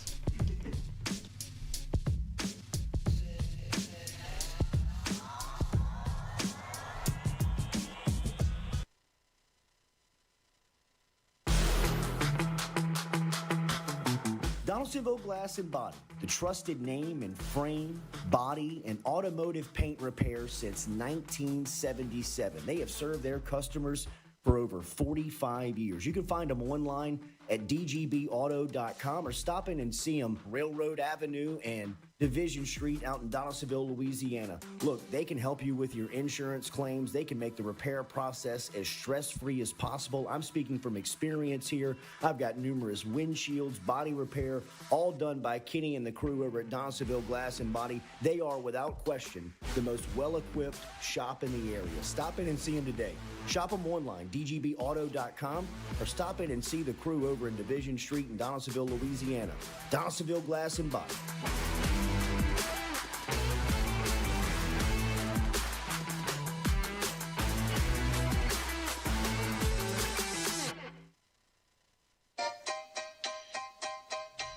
Hey fellas, it's Jordy Culotta for my friends over at Men's Total Health. Guys, do you suffer from fatigue, decreased libido, erectile dysfunction, weight gain or loss of muscle mass, signs of depression, anxiety, hair loss, mental fog, general loss of interest? Then you might be suffering from low testosterone. Go see my friend Mike Roach and his great team over at Men's Total Health, over in Metairie at menstotalhealth.net online. And stop in and see how they can change your life today. A simple shot and some knowledge from Mike Roach can get you back up, moving with your energy, get your sex drive back, build your muscle mass, make you feel young again. All online, menstotalhealth.net.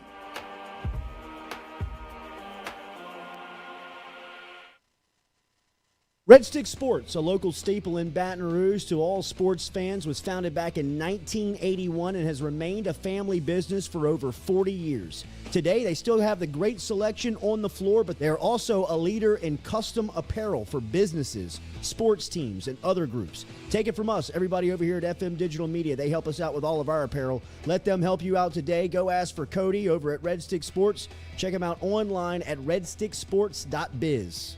The Jordy Culotta Show is brought to you by A-Bears Lawn Maintenance. Commercial or residential, A-Bears Lawn Maintenance is ready to work. A-Bears can tackle all your homeowners association requirements. Call Blake at 225-485-8022. A-Bears Lawn Maintenance.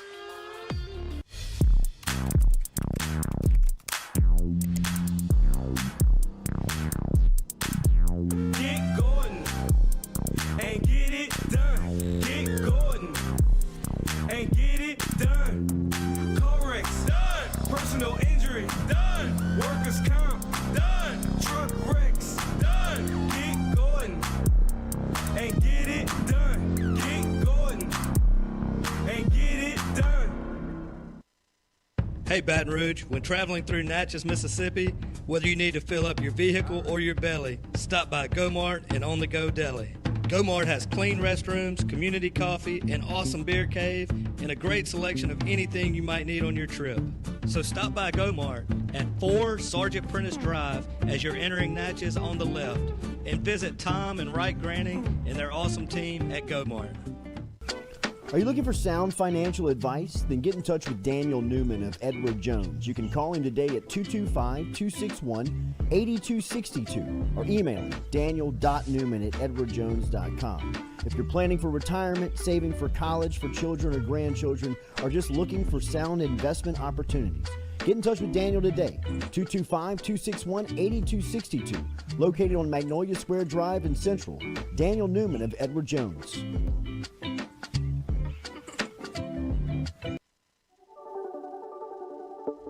Don't let the name fool you. Men's Total Health has offerings for the ladies, too.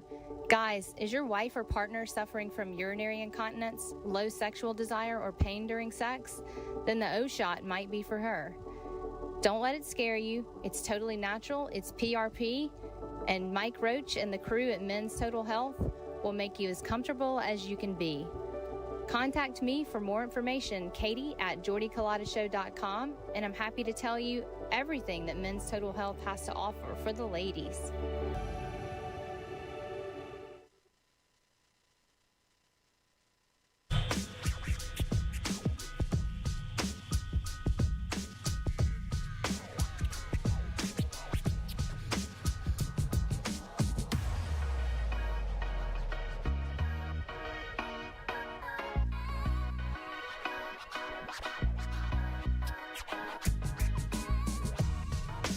Welcome back here, Jordy Culotta Show, built by our friends over at RMB Builders. Check them out, Rhett Bourgeois on Instagram. If you're looking for a brand new house or you're looking for some new reconstruction, get in touch with RMB Builders. Looking forward to the box this weekend. We might have to navigate the weather, but they're going to get the 3 in somehow. Hogs are in town. Arkansas swept last weekend, 3-0 in conference play. Of course, LSU 2-1 after their weekend in College Station, as LSU still woke up Monday morning number 1 in all of the polls in college baseball. Here to talk to us about it, just like he is every week, every Thursday, is our friend, the voice, Chris Blair. Back in studio with us with the Tigers in town. Chris, good to see you. Good morning. Good morning, man. Good to see you. Absolutely. Nice, successful trip to Texas A&M. Let's start on Friday. I guess Skeens, he's fastly becoming into the discussion of a top overall. I got to believe so. I mean, I think Coach Schlossnagle over at Texas A&M probably put it best. I mean, he's playing in the wrong league based on the way he pitched really all season, but he was just almost unhittable.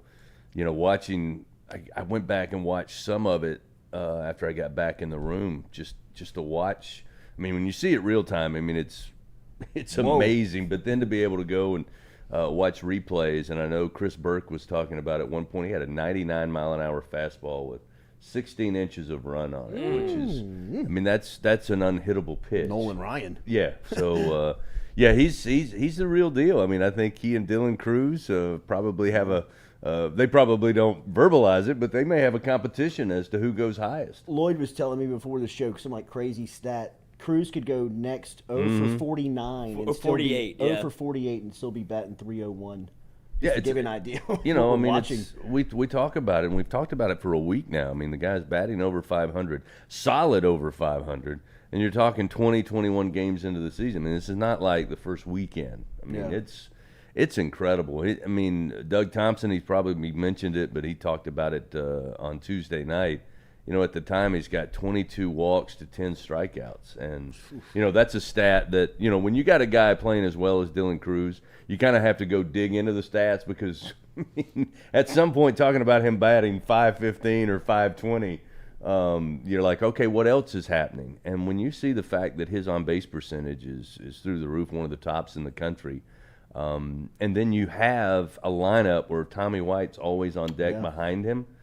Typically Trey Morgan, he wasn't, he was after him, or it was after Tommy White. But, I mean, when you got Morgan and Tommy White, I mean, there's not much a pitcher can do, not much a team can do to avoid Dylan Cruz. I mean, and again, when you've given up 22 walks to the guy, and then you're going to bring Tommy White to the plate, who's batting a solid 400 plus. I mean, pick your poison. I mean, really, it's not about picking your poison. You're just going to get poisoned. You can't run into it. Right, absolutely. You can't run from it. And then they moved Dugas behind Tommy White this week or last weekend. So it's three guys that that can leave the yard at any point that you have to worry about. Then you look up and the bases are loaded.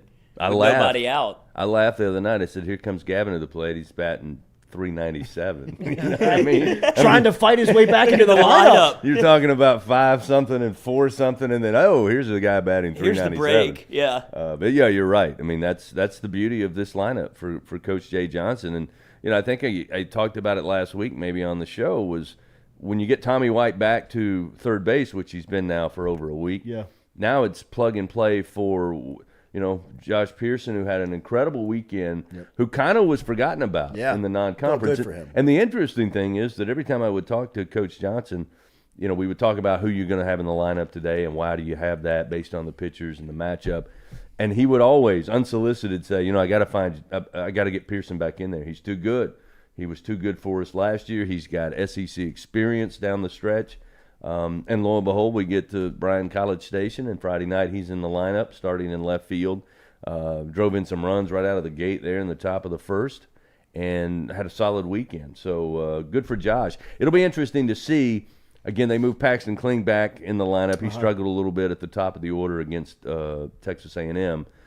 He's a solid talent, though. I think he's a possible Dylan Cruz Part 2 down the road. But, do you go with Pearson against left-handers? If they start a left-hander, how does that affect things? So I think what's fascinating about this team, Jordy, is that truly every time the Tigers take to the field, the big question mark that fans have, who's in the lineup? And where are they in the lineup? Because, again, Jay's got the luxury of having so many options and so many different ways to build the lineup.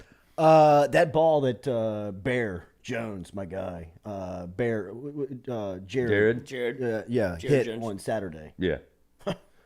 I mean, it was Friday night was super windy. There were a couple of shots for both teams that I think on a normal day would have gotten out of there. The wind was still howling pretty good on Saturday, although it was kind of swirling a little bit. On Friday, it was all coming home plate. I mean, it was nonstop. But I said it. Hurricane force winds wouldn't have stopped that ball. I mean, he ripped the cover off of it. Speed on that thing. And it was it was gone the minute it left the bat. And again, it was a line drive shot. And we're used to seeing him hit those towering shots of going over the scoreboard. High. That time he just yanked it out of there. One position that is pretty interesting on this team, and you've seen just about every pitch that this team has made all season long, is the catcher spot. They're deep there, but they love Neal, and he got banged up a little bit. They went right back to him. There's obviously some trust there between coaches and pitching on Neal. How have you thought how they've managed that spot with so many? I mean, because even like Jones he's a catcher, right? I mean, like by signing. Yeah, I mean, they've got 4 really legit catchers on this team, and as you mentioned, they've kind of gone with Brady Neal the overwhelming majority of the season thus far, and I think a lot of that is offensively. Brady's had some good spots at the plate. Moving forward in the SEC, Jay said something interesting to me, and I don't know if this is reading too much into the tea leaves, but he told me prior to the game Tuesday against Central Arkansas, he said, look, this is a team that if they get runners on base, they're going to steal. They got guys who really have good speed. And for that reason, we're going with Alex Milazzo. He's earned the start. And again, Alex gunned a runner down, and he's just one of the best defensive catchers in the country. And again, I think he's hit the ball much improved. Yeah. Batting, I think, over 300, like 333, something to that. And so, how much when you get to these SEC games, especially with teams in the league that utilize their speed once they get on base. Not that Brady Neal's not a great catcher defensively. I just think Milazzo is a step above from a defensive standpoint. Mm-hmm. Can you give up the offense, Jordy, to go with Alex Milazzo? And again, I don't want to give Alex. I don't want to send Alex that he can't hit the ball because he can. Yeah, just in comparison's sake. Correct. Right. But again, I guess you still have that availability to make a change. If somebody's struggling defensively behind the plate for your pitchers, you can make a change to Milazzo. And until they prove you differently, I kind of feel like they're the 2019 offense.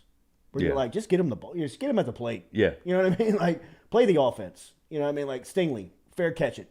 Mm-hmm. I mean, I know you're a stud, but we'll sacrifice the field position. Just give him the ball. Yeah, get the ball, get us possession.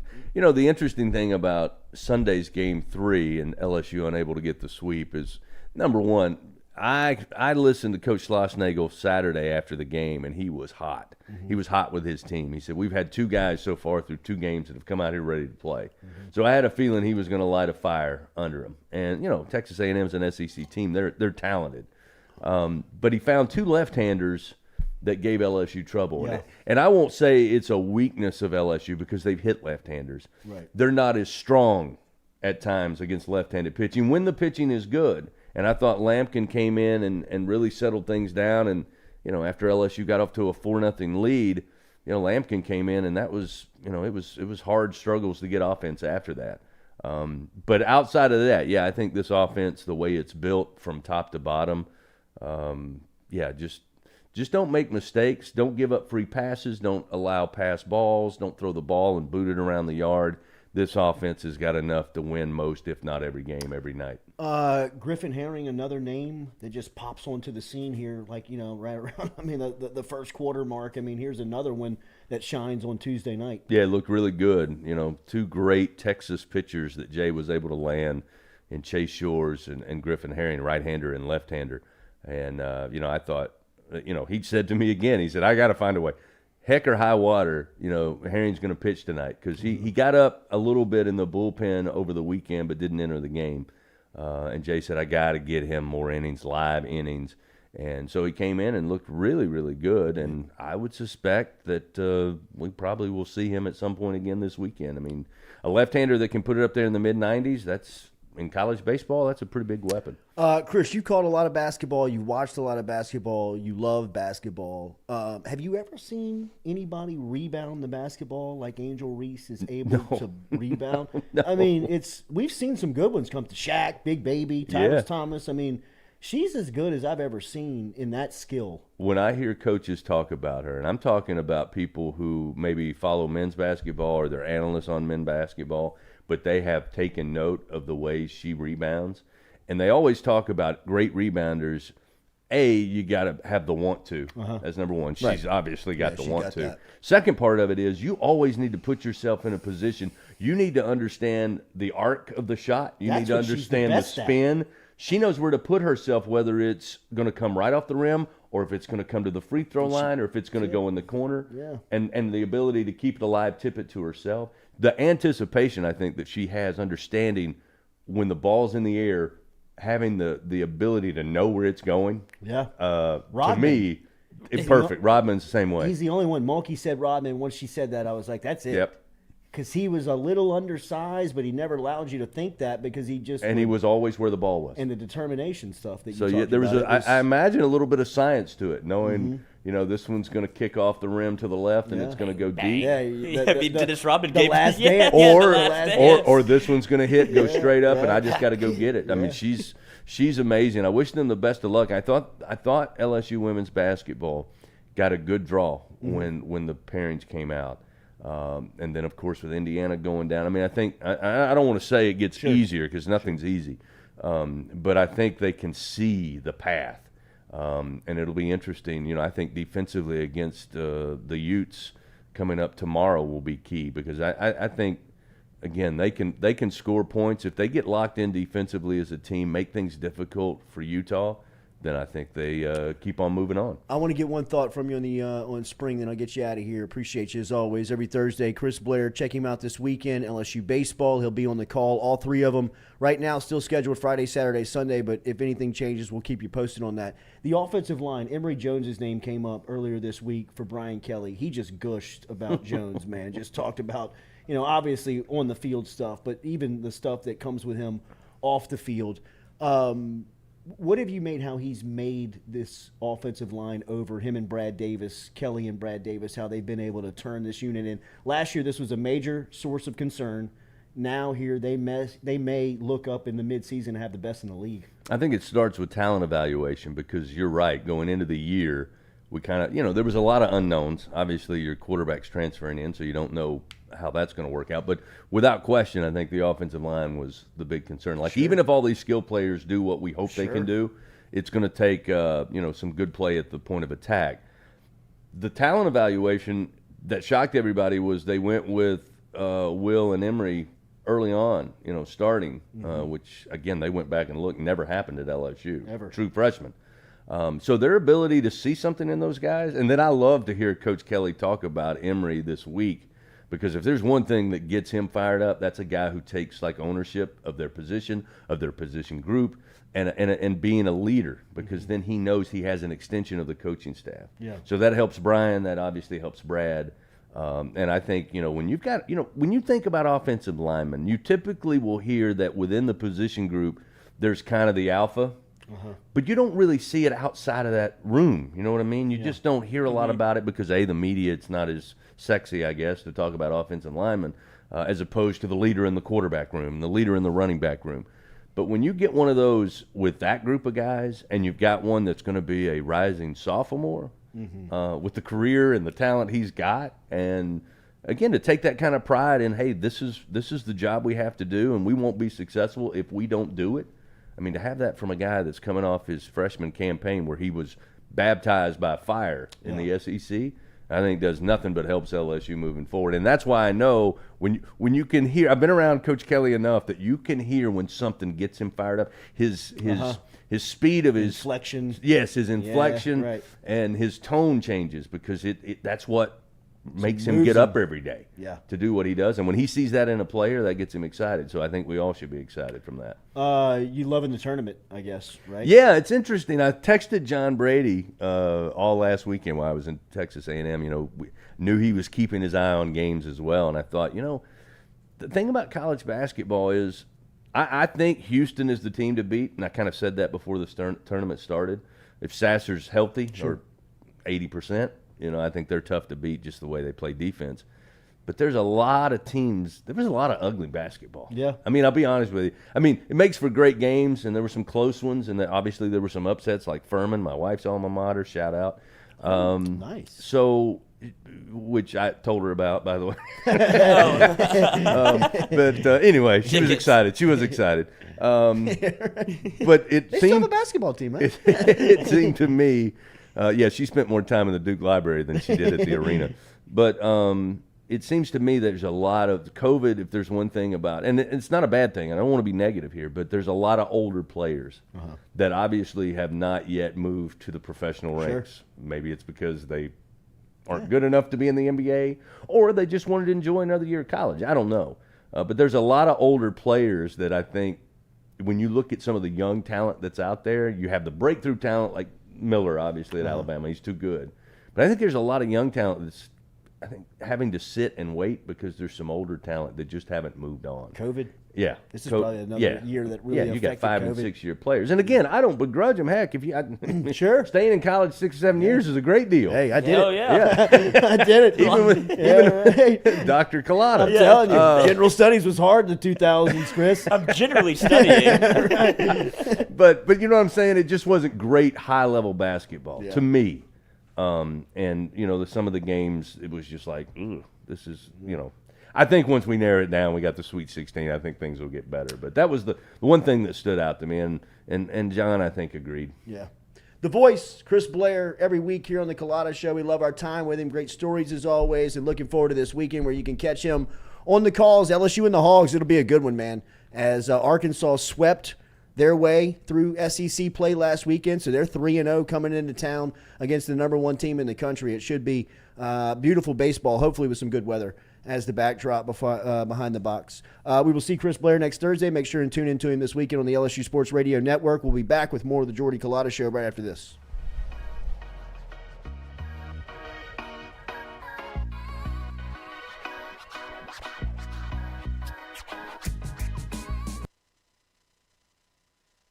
Hey Baton Rouge, when traveling through Natchez, Mississippi, whether you need to fill up your vehicle or your belly, stop by Go-Mart and On The Go Deli. Go-Mart has clean restrooms, community coffee, an awesome beer cave, and a great selection of anything you might need on your trip.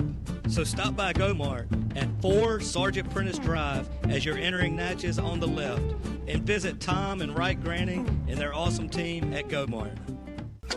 Are you looking for sound financial advice? Then get in touch with Daniel Newman of Edward Jones. You can call him today at 225-261-8262 or email him daniel.newman@edwardjones.com. If you're planning for retirement, saving for college, for children or grandchildren, or just looking for sound investment opportunities, get in touch with Daniel today, 225-261-8262, located on Magnolia Square Drive in Central. Daniel Newman of Edward Jones.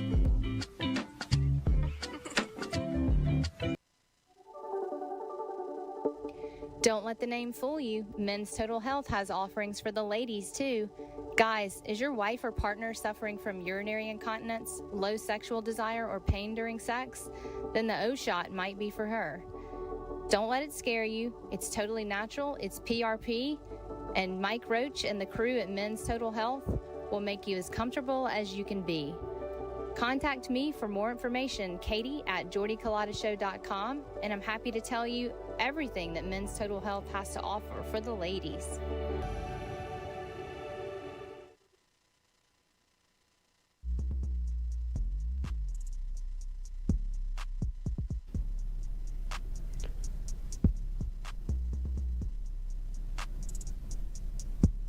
Fourier Insurance Agency, established in 1946, locally can help you with any of your home, auto, commercial, contractors, life and health insurance today. Give them a call, 225-383-0682, or log online to FourierAgency.com.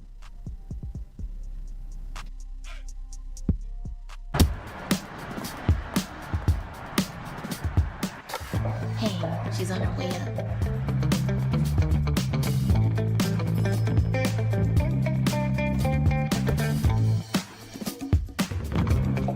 Hey, G, I got you something. Hey, Coach. What do you think? Is this too much?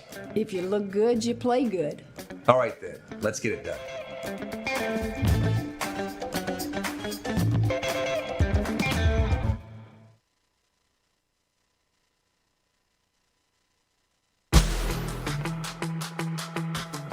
Donaldsonville Glass and Body, the trusted name in frame, body, and automotive paint repair since 1977. They have served their customers for over 45 years. You can find them online at dgbauto.com or stop in and see them Railroad Avenue and Division Street out in Donaldsonville, Louisiana. Look, they can help you with your insurance claims. They can make the repair process as stress-free as possible. I'm speaking from experience here. I've got numerous windshields, body repair, all done by Kenny and the crew over at Donaldsonville Glass and Body. They are, without question, the most well-equipped shop in the area. Stop in and see them today. Shop them online, dgbauto.com, or stop in and see the crew over in Division Street in Donaldsonville, Louisiana. Donaldsonville Glass and Body.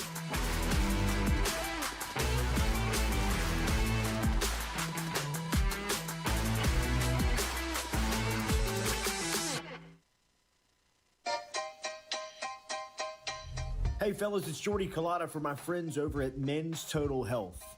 Guys, do you suffer from fatigue, decreased libido, erectile dysfunction, weight gain or loss of muscle mass, signs of depression, anxiety, hair loss, mental fog, general loss of interest? Then you might be suffering from low testosterone. Go see my friend Mike Roach and his great team over at Men's Total Health, over in Metairie at menstotalhealth.net online.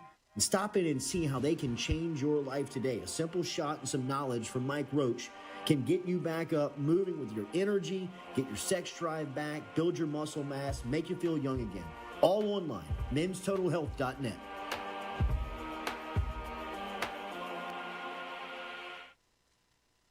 Red Stick Sports, a local staple in Baton Rouge to all sports fans, was founded back in 1981 and has remained a family business for over 40 years. Today, they still have the great selection on the floor, but they're also a leader in custom apparel for businesses, sports teams, and other groups. Take it from us, everybody over here at FM Digital Media. They help us out with all of our apparel. Let them help you out today. Go ask for Cody over at Red Stick Sports.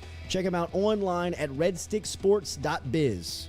The Jordy Culotta Show is brought to you by A-Bears Lawn Maintenance. Commercial or residential, A-Bears Lawn Maintenance is ready to work. A-Bears can tackle all your homeowners association requirements. Call Blake at 225-485-8022. A-Bears Lawn Maintenance.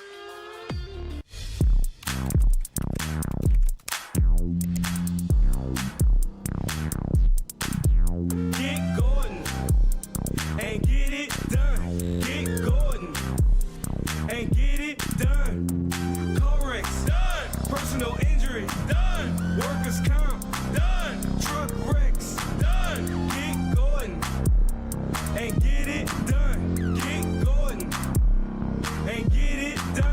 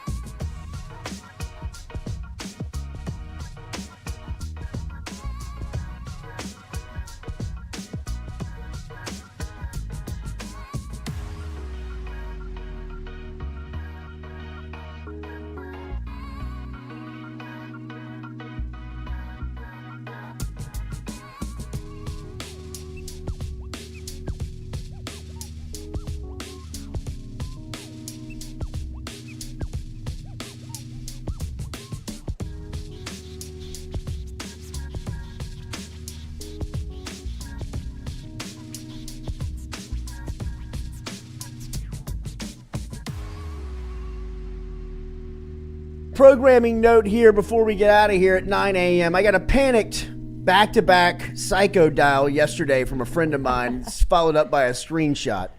I'm sitting in a meeting yesterday afternoon, just to paint you a picture, and Ronnie Rance's number comes across my phone calling.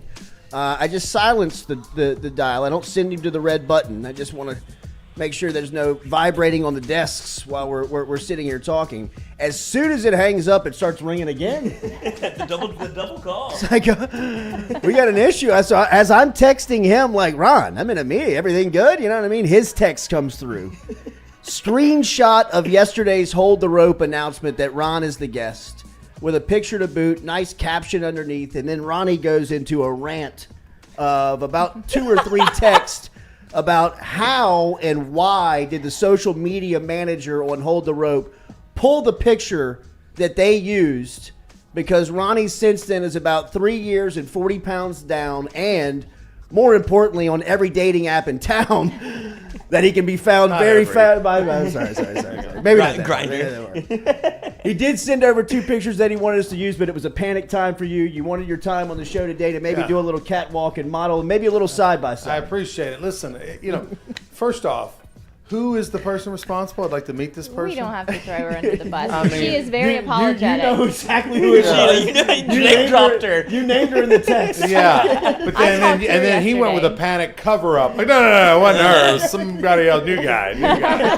Whatever that was all about. Then he sends it to me. Get this fixed. But here's what I wish she was here. I would like to know. She's sorry. I'd like to know where did it. I've never seen that picture. Maybe that's what I. She got it off. She said she got it off the internet. I mean, like if you could have like Google Images. Go ahead, bring it up, Stewie. When I saw this picture online, I thought immediately to myself, who did I offend, and at what point in their life did I date their mother? I mean, and say it went badly. What happened? Because I don't even. First off, I've never seen that picture.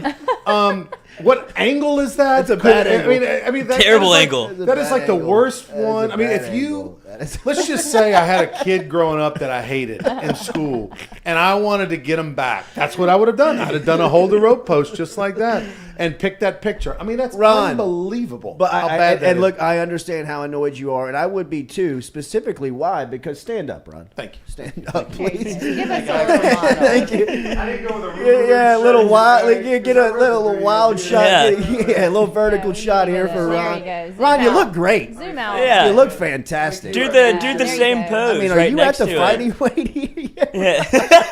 Yeah, there you go. Yes. An update, please, for all of the profiles out there. Anybody panicking? Just a simple Google search gives you options. I think she Google searched. But she then went. I mean, that one, I mean, like unbelievable. She did have to scroll down to about the third row to like find it. I've been good to the show. I feel like I've been a friend of the show. I love Skip. I mean, he would be offended if he were to see that. Thank God he's not on social media. I mean, I called Cano before I called you. I called Cano because I was like, "Is this you? Is this your work? Who is this? What's going on?" It's like, and then I realized, wait, Cano doesn't do social media. I love the picture, right? Right. You look good. Right. You're 30 less than me. Whatever. It's just bad. It's a bad visual because you have the hand resting on. Have we adjusted it? Have we taken it down? Yeah, Thank it's God. down. We have. I believe we went to the St. Patrick's Day green wig. No, I think she went to the other. The Rougarou. Yeah. She was nervous. Yeah, she just wanted to play it safe. Yeah, right. Like, play it safe. You know what? We're going with the headshot. Really sorry. Yeah. We're going with the headshot. Look, I feel like I've taken it for the rest of the people out there that now will not have hopefully bad headshots. It's an example. These posts. And I'll give you an example. A few months ago, I was filling in on a radio show in town in the morning. I had Derry Beckwith on. Okay. And Derry Beckwith, former Parkview, former LSU, former NFL linebacker. Yeah. And the producer of that radio show in the morning found a picture. Sure. And so, when you're talking to them, bam, they pop up the picture. And it was a picture of Derry in a suit outside the back of WAFB, Channel 9 in town, with the McDonald's behind him and the golden arch. It looked like he was doing an interview as the regional manager of the Veluzzo company. And And from like 7 years ago, you know what I mean? And it's like, where did they find this picture? The guy played at LSU and in the league. There's got to be a photo of him tackling somebody, right? Hoisting the trophy with Nick, something, you know, or no, less. That would have been less. Right. But instead, we went with the Veluso management. Hey, somebody found a roach in their sandwich. Would you like to comment? Gary well. You know, I mean, like, unbelievable. So it's just for all future producers out there. Please, you know, be a friend of the program and a friend of those that are the guests. Thank you. Ronnie has turned this into a teaching experience. Yeah, exactly. I'm trying to help the I'm trying to find by the way, plenty of internships available in the Baton Rouge Rougarou, where we will teach you life lessons, and the Hall Louisiana Sports Hall of Fame. Hit me up on social media. I'm going to send her your way. Rougarou off season right now, huh? Rougarou off season. So are you recruiting right now? Right now is the evaluation process. So you can go right now onto brrougarou.com, as players have, and they click on the tab for, you know, if they want to be a player. They've got a questionnaire. They fill it out. So actually this Sunday, my coach, Jeff Rooster Southall, who's a lifer, baseball guy. Great one. He's our head coach. We're going to get together this Sunday and kind of go through the list. We've already, you know, we re-signed about 4 or 5 players from a year ago, and then we're kind of factoring in who we want to add this year. So it'll be a moving target. We'll probably get about 75-80% of our players signed by the middle of April, and then you leave some spots open for May, because when coaches start having their exit meetings and start really thinking about summer, you pick up some guys. You know, you've seen and witnessed, been a part of kind of the golden age within the golden age of LSU baseball. What do you make of this team? It's the deepest, most talented team LSU's ever had, and that takes into account all the 6 national championships. It takes into account the 1997 team that hit 188 homers. I mean, and I say that because this team will have 10 big leaguers on it, I think. As far as guys that get to the big leagues for one game, there will be 10 guys at least off this roster that do that, and that's never been done before. Now, there's been teams that had 5 or 6, but not 10. Yeah. And it's just super, super deep. What was the best team you played on? 91? Yeah, 91. 93, we won the national championship, and it was a little bit of a surprise. We had more bobbles in the middle of that year. We didn't win. Walker bailed y'all out a lot in 93, right? Well, the two dudes were Walker offensively. It was a sophomore year, and he hit almost 400 again. Right. And was great, but Mike Sorotka was the horse. He was our left-handed ace. The Long Beach State game. I think he had 9 or 10 complete games. Oh, wow. Lord. 9 or 10. LSU doesn't have one. They won't have one this whole year. This guy had 9 or 10, including like 5 of his last 6 or something, crunch time in May and June. With a Long Beach game. Yeah. I mean, and Mike was an unbelievable pitcher, one of the greatest pitchers ever to play. In 3 years at LSU, or 4 years, he had an arm injury a little bit his third year. He might have lost 2 or 3 games. Damn. I mean, he was amazing. So expectation for this team, to win it all. Yeah. If you look at my Barstool app, you'll see that my expectation is they will win it all. I do have a futures bet. I've doubled and tripled down. DraftKings, all of them. I've been on all of them, looking for the better deal, whatever. Spread out my assets. They are the prohibitive favorite by far. It's going to be interesting. Obviously 2 amazing weekends in a row. Arkansas this week, Tennessee coming Thursday, Friday, Saturday next week. South Carolina the week after that. By the way, Tennessee got swept at Missouri last week. I mean, unbelievable. But next Thursday night, assuming everything goes normal this weekend with both teams, should be top 2 pitchers taken in college baseball. We'll go at it next Thursday in Alex Box Stadium. But no, the team's crazy loaded. Although this past weekend at A&M, 2 of their 3 starters didn't have good outings. Yeah. Saturday, Sunday, they didn't have good outings. They should have lost the game Saturday. They were down 4-0. They won it. They should have won the game Sunday. They were up 5-1, and they lost it. So kind of the baseball gods evened out. They took 2 out of 3. But this team does what all great teams do. On the days that they can't pitch, the offense bails them out. And the days that they don't hit, the pitching bails them out. So they've got it. Can I get a skip to Jay Johnson? A little. What would you say Jay, to him about this listen, lineup? I just got an email. You're going to see this, JC. An email from Bill Frinkes, Sports Information Director at LSU since 1987. Guy's amazing, a mensch. And you got an email in your box, because I just saw it before I walked in the back here, this very difficult place to park here at the Culotta Studios. Can we carpool more as a staff so we can leave the spaces for the guests? And a lot of security. I feel like there's things going on in there. You got to ring a buzzer. You got an eye thing. All kinds of stuff to get in, and then all of a sudden there's a weird smell. But anyway, I'll say this. Jay is not like me. And what I mean by that is he's a great one. I mean by that is he's got a lot of things, a lot of rules with the media. And so you're going to see that today. Can't go in the dugout before the game. They don't want you taking photos in the dugout. You can't cut through the Champions Lounge. That's my area. In and out. They don't. A lot of things at LSU right now that I didn't have, quite frankly. Didn't have. I wanted the media. I wanted them to be part of the family. Jay, not so much. But listen, great coach. Glad to have him. He's a winner. He's going to do a lot of great things. One of the great ones. Ronnie Red, Skip Bourbon, our guy. We'll be back with you tomorrow morning at 7 a.m. Ron, you look great. Thank you very much. Fantastic. By the way, appreciate it. I would definitely swipe right. I would hope you would. Definitely Wrong site. Well, swipe left. 7 a.m. tomorrow. We'll be back with you.